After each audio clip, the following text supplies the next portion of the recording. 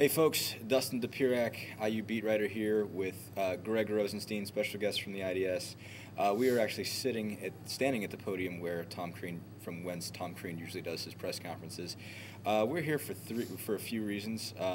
One, we had availability today. Two, it's really icy out and I don't really feel like driving. Unfortunately, I couldn't bring Hugh here. He's probably, I wouldn't even call him to try to come out here because it's that nasty outside. But obviously, some big news was delivered from this here podium earlier today. Christian Watford is out indefinitely with a broken left hand. Not sure what indefinitely means.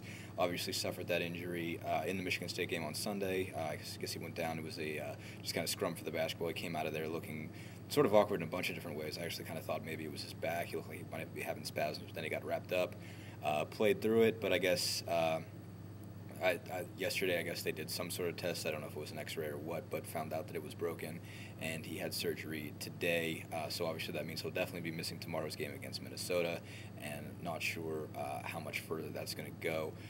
So I guess let's get it started. I mean, it's obviously a huge injury. He was leading the league, leading the team in scoring and rebounding. I mean, Rosenstein, how much does this, and in how many different ways does this hurt Indiana? I mean, in a lot of ways, this is, your go-to scorer at this point. You're already down Verdell Jones, who might not even play tomorrow.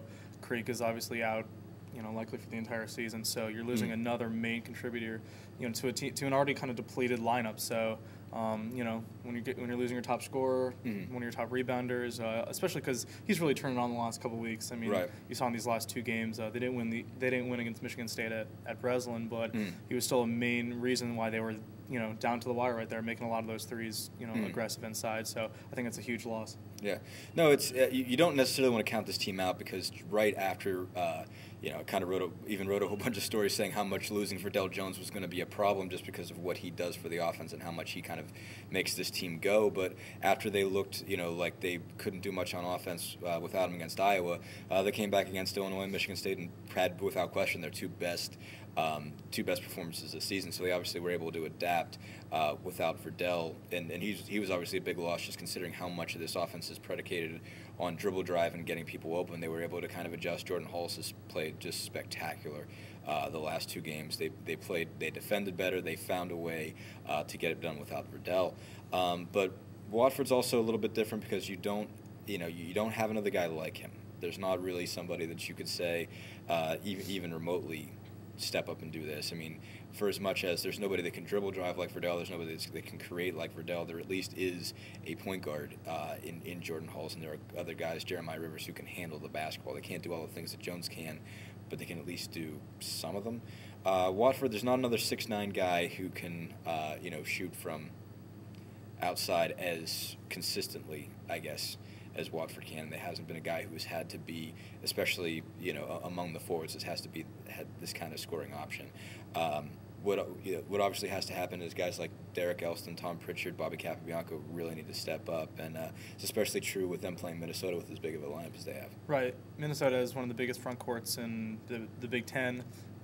They have Iverson and Sampson and Mbakwe. And Mbakwe, who was great in the last game against IU. So, I mean, not the best timing to lose him one day before going against a team like that. Yeah, and obviously all of these forwards have had their issues. I mean, Elston, Pritchard, Capobianco have all had their stretches. Well, really, have all had major sort of struggles this year. I mean, how do you see this group reacting? I mean, especially those three guys, a lot is going to be asked from them. Yeah, no, you're right. A lot's going to be asked of them, but good news is the guys like Pritchard in particular, I feel like has really stepped up defensively in the last few games. So it's good to see that he's actually, at the level defensively that they want, unlike maybe earlier this year, the last couple of years where he's kind of struggled defensively. But, I mean, Daniel Moore said it after the game to us. I mean, they're just all going to have to step up. Their theory is next man up, and that's just what's going to happen because there's not much time before getting these, a huge front court in Minnesota. Right. No, I mean, everybody always says that. I mean, anybody who goes through an injury is next man up, and then you kind of find out a couple weeks later when they've had to deal with it for a while just how much of a problem that injury was.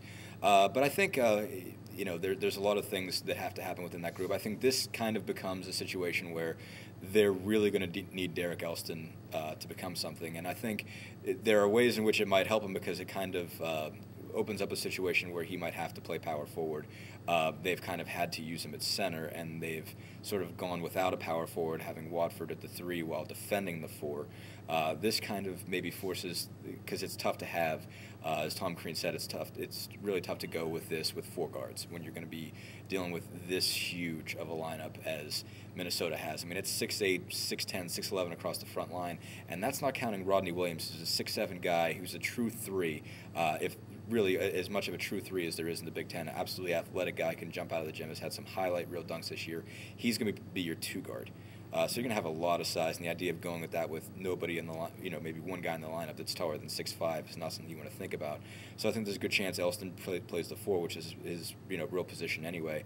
This maybe becomes his opportunity to find out what he can do when he's actually playing where he's supposed to be playing. I mean, what do you think you've seen from Derek so far this year, and how do you think he might adjust to something like that? I feel like coming into this year, people were thinking Elston was maybe going to be the most improved guy in the lineup.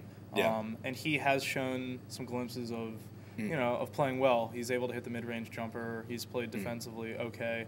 Maybe sometimes not great. That's really the place where he's kind of lost it, especially as a center. Yeah, so I mean, it's going to be. This is a real deciding game for him, just to see how he handles these bigger, a bigger lineup like this.